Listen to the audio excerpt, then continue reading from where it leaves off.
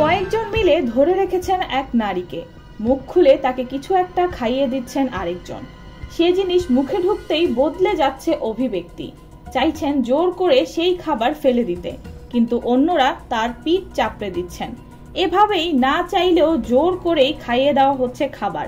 অখাদ্য মনে হলেও সে খাবার খেতেই দলে দলে জড়ো হচ্ছেন মানুষজন। ভীমরুলের ঝাঁকের মতো ছুটছেন একদল মানুষ, যেন কোনো প্রতিযোগিতায় অংশ নিয়েছেন। কে কার আগে যাবেন তা নিয়ে চলছে লড়াই। দৌড় শেষে মানুষজনের সেই ভিড় গিয়ে জড়ো হচ্ছেন কয়েকজন স্বেচ্ছাসেবীর কাছে। এ সময় নানা ধর্ম বর্ণের মানুষকে লাইন ধরে কিছু একটা সংগ্রহ করতে দেখা যায়। দলা জাতীয় সেই জিনিস সংগ্রহ করে এগিয়ে যান লাইনে থাকা ব্যক্তিরা। তারপর তারা জড়ো হন এক ব্যক্তির কাছে। ওই ব্যক্তিকে দেখা যায় ছোট পলিথিনে করে মাছের পোনা তুলে দিতে, আর সেই পোনাই খাদ্য হয়ে ঢুকে যাচ্ছে এই ভিড় ঠেলে আসা মানুষদের পেটে। এভাবে জীবন্ত মাছ খেতে রোববার দক্ষিণ ভারতের হায়দ্রাবাদে জড়ো হয় হাজার হাজার মানুষ।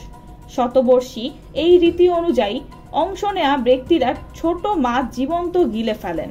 অনেকের বিশ্বাস এভাবে জীবন্ত মাছ গিলে খেলে অ্যাজমা থেকে মুক্তি মিলবে।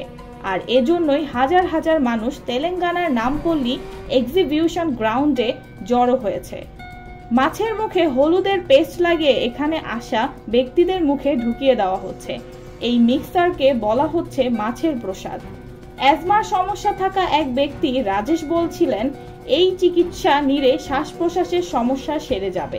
দ্বিতীয়বারের মতো এখানে আসার কথাও জানান তিনি। হলুদ বাটার সঙ্গে আরও বেশ কিছু উপাদান মেশানো থাকে।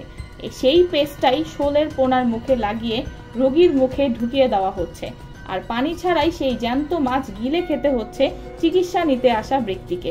এতে শ্বাস প্রশ্বাসের সমস্যা কিছুটা দূর হয় বলে বিশ্বাস অনেকের, তবে বৈজ্ঞানিকভাবে এটার কোনো প্রমাণিততা এখনো পাওয়া যায়নি।